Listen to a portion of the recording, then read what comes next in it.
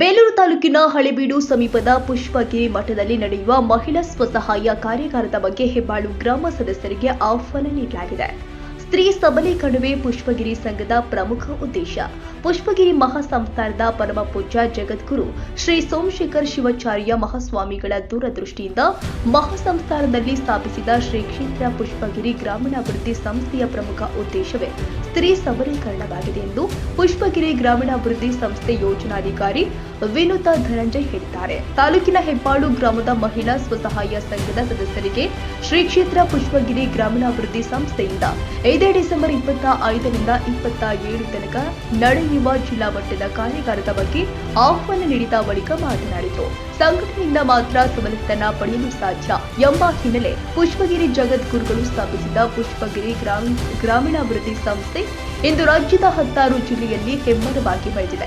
ಕೇವಲ ಹಣಕಾಸು ಸಾಲ ವಿಚಾರಕ್ಕೆ ಸೀಮಿತವಾಗದೆ ಮಹಿಳಾ ಸಬಲೀಕರಣದ ಉದ್ದೇಶದ ಹಿನ್ನೆಲೆ ಸ್ವಉದ್ಯೋಗ ಪರಿಕಲ್ಪನೆಗೆ ಒತ್ತು ನೀಡಲಾಗ್ತಾ ಇದೆ. ಪಟ್ಟಣ ಮತ್ತು ಗ್ರಾಮೀಣ ಪ್ರದೇಶದಲ್ಲಿನ ಮಹಿಳೆಯರು ಸಣ್ಣ ಪ್ರಮಾಣದಲ್ಲಿ ನಡೆಸುವ ಗುಡಿ ಕೈಗಾರಿಕೆಗಳಿಗೆ ಉತ್ತೇಜನ, ಕೌಶಲ್ಯಾಭಿವೃದ್ಧಿ ತರಬೇತಿ, ಆರ್ಥಿಕ ನೆರವು, ಪುರಾತನ ದೇಗುಲಗಳಿಂದ ಮುಂದಿನ ಪೀಳಿಗೆಗೆ ಉಳಿಸುವ ಉದ್ದೇಶದಿಂದ ಪುನರ್ ನಿರ್ಮಾಣಕ್ಕೆ ಸಹಾಯ, ಹೀಗೆ 16 ಸಮಾಜಮುಖಿ ಮತ್ತು ಜನಪರ ಕೆಲಸಗಳಿಗೆ ಆದ್ಯತೆ ನೀಡುತ್ತಾ ಬಂದಿದೆ.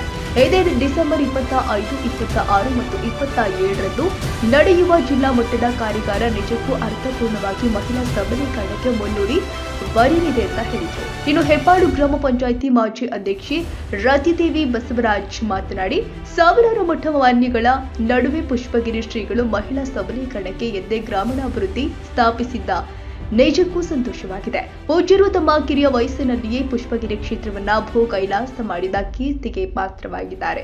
ಅವರು ಮಠವನ್ನ ಒಂದು ಜಾತಿ ಧರ್ಮಕ್ಕೆ ಸೀಮಿತ ಮಾಡಬಾರದು ಅಂದ ಕಾರಣದಿಂದ ಜನಪರ ಕಾರ್ಯಕ್ರಮಗಳಿಗೆ ಹೆಚ್ಚಿನ ಒಲವು ತೋರುತ್ತಿರುವ ನಿಟ್ಟಿನಲ್ಲಿ ಪುಷ್ಪಗಿರಿ ಹೆಸರು ಇಂದು ಅಂತಾರಾಷ್ಟ್ರೀಯ ಮಟ್ಟದಲ್ಲಿ ಗುರುತಿಸಲು ಸಾಧ್ಯವಾಗಿದೆ ಎಂದರು.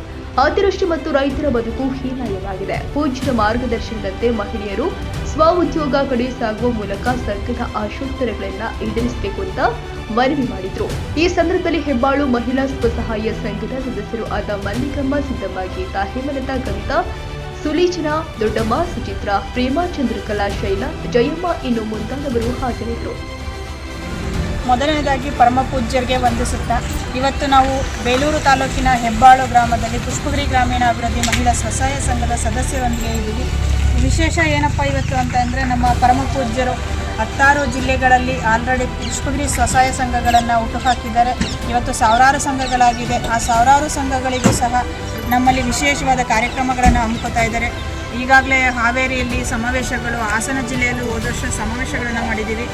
ಈಗ ಒಂದು 3 ದಿನದ ಕಾರ್ಯಾಗಾರ ತರಬೇತಿಯನ್ನು 25, 26, 27ನೇ ತಾರೀಕು ಇದೇ ತಿಂಗಳು ಸೋಮವಾರ, ಮಂಗಳವಾರ, ಬುಧವಾರ 3 ದಿನದ ಒಂದು ಕಾರ್ಯಾಗಾರ ಶಿಬಿರವನ್ನು ನಮ್ಮ ಪುಷ್ಪಗಿರಿ ಗ್ರಾಮೀಣಾಭಿವೃದ್ಧಿ ಮಹಿಳಾ ಸ್ವಸಹಾಯ ಸಂಘದ ಸದಸ್ಯರಿಗೆ ಹಾಸನ ಜಿಲ್ಲೆ ಮತ್ತು ಚಿಕ್ಕಮಗಳೂರು ಜಿಲ್ಲೆ 2 ಜಿಲ್ಲೆಗಳ ಒಂದು ಸದಸ್ಯರುಗಳಿಗೆ ಮತ್ತು ಪದಾಧಿಕಾರಿಗಳಿಗೆ ಕಾರ್ಯಾಗಾರ ಶಿಬಿರವನ್ನು ಹಮ್ಮಿಕೊಂಡಿದ್ದಾರೆ. ಈ ಕಾರ್ಯಾಗಾರ ಶಿಬಿರದಲ್ಲಿ ಉಪನ್ಯಾಸ ಮತ್ತು ನಮ್ಮ ತರಬೇತಿ, ಪುಷ್ಪಗಿರಿ ಸಂಘದವರಿಗೆ ವಿಶೇಷವಾದ ಒಂದು ಸಾಂಸ್ಕೃತಿಕ ಕಾರ್ಯಕ್ರಮ